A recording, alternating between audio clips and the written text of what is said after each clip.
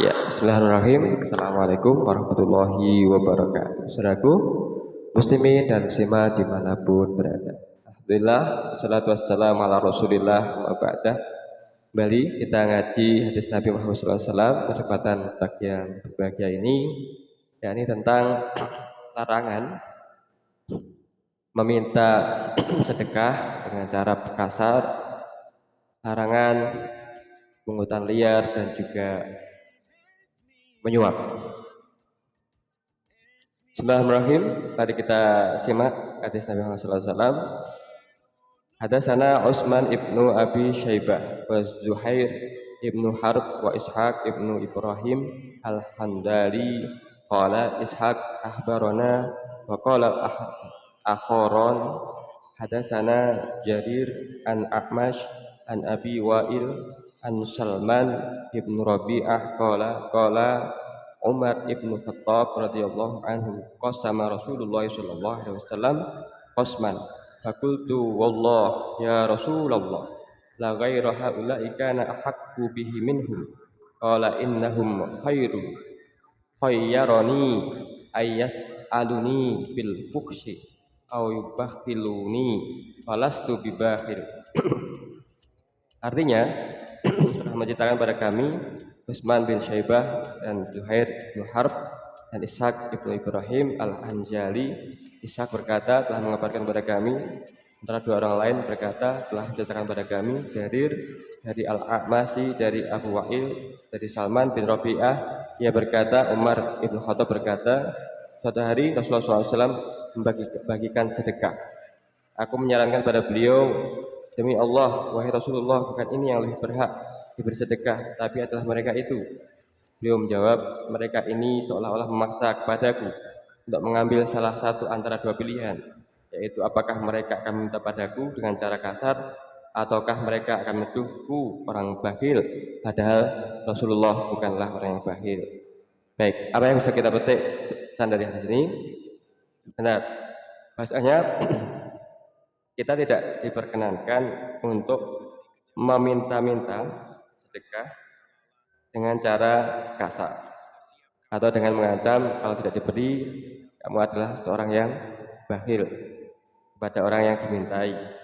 Apalagi kita melakukan pungutan liar atas jasa yang sudah ditarif dengan tarif tertentu, kemudian di luar itu ada amplop, di luar itu ada kasak kusuk tentang biaya supaya dipercepat urusan kita, dan juga menyuap.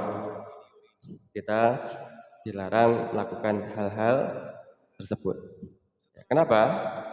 Benar, sebab mengancam, menyuap, pungutan liar ini menyebabkan ketidaknyamanan hubungan selanjutnya dan hilangnya keberkahan atas apa yang diperoleh oleh si pemberi. Yang memberi mungkin ia diberi tapi dengan satu kalimat dalam hati kutukan, ya, kutukan atau kalimat-kalimat sumpah serapah yang ini menyebabkan hilangnya keberkahan, hubungan baik akan terputus.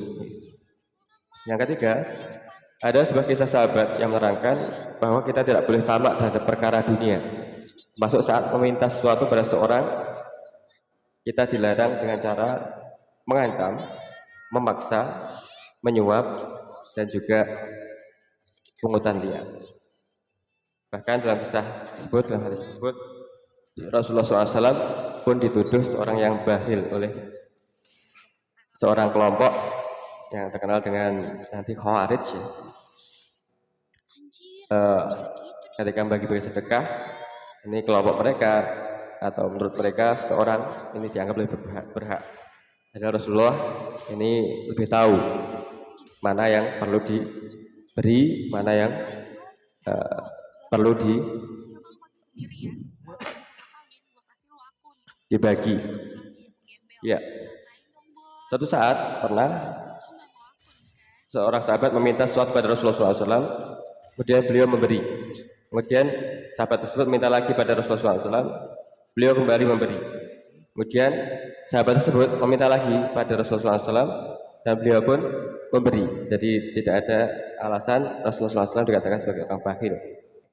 Kemudian beliau bersabda, ya Hakim, inna hadzal mal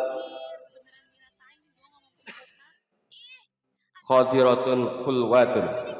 Wahai Hakim, sesungguhnya harta ini buah yang segar lagi manis. Dan barang siapa yang mengambilnya dengan tanpa ambisi, tanpa tamak, tanpa suap, tanpa pungli, tanpa memaksa kepada pemiliknya, maka akan diberkahi. Harta tersebut akan terasa seperti buah yang manis, mendapatkan keberkahan harta tersebut. Dan sebaliknya, barang siapa yang mengambilnya dengan penuh rasa ambisi, paman akhoda, barang siapa yang mengambilnya dengan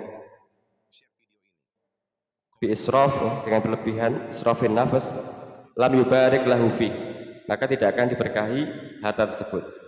Jadi suap ini mengambil dengan hawa nafsu, sekian miliar, sekian triliun, supaya perkaranya ini lancar dan sebagainya. Bakana alladzi ya'kulu wa la yashba. Mereka yang mengambil dengan ambisi ini seperti orang yang makan dan tidak pernah merasa kenyang. Kemudian Rasulullah SAW menutup hadis beliau, yadul ulya khairu min yadis sufla. Tangan di atas lebih baik daripada tangan di bawah. Hadis riwayat Bukhari Muslim. Hakim mengatakan, wahai Rasulullah, demi zat yang telah mengutusmu dengan membawa kebenaran, aku tidak akan meminta harta seorang sepeninggalmu hingga aku meninggal dunia. Jadi setelah diingatkan ini, sahabat sadar dan berjanji tidak akan mengulangi meminta pada sesama manusia.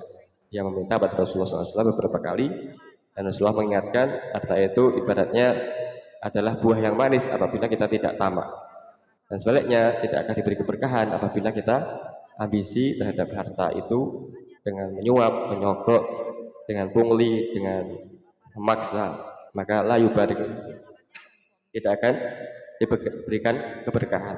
Dan yadul ulya khairu min yadis sufla, tangan di atas lebih baik daripada tangan di bawah. Yang keempat, apabila seorang minta rezeki kepada Allah, maka berarti ia telah menjadi hamba Allah dan fakir kepadanya. Dan sebaliknya, apabila kita meminta rezeki pada makhluk, berarti kita telah menjadi hamba makhluk tersebut dan fakir kepadanya. Maka dari itu, bahasanya asal seorang meminta kepada makhluk hukumnya haram. Ia boleh dalam keadaan darurat dengan cara yang sopan dan tidak kasar. Saudaraku muslimin dan muslimat yang berbahagia, terakhir, inilah indahnya agama Islam, mengajarkan untuk tidak meminta-minta, apalagi dengan cara kasar, memaksa, mengancam, pungutan liar, menyuap, dan cara-cara yang tidak baik yang lain.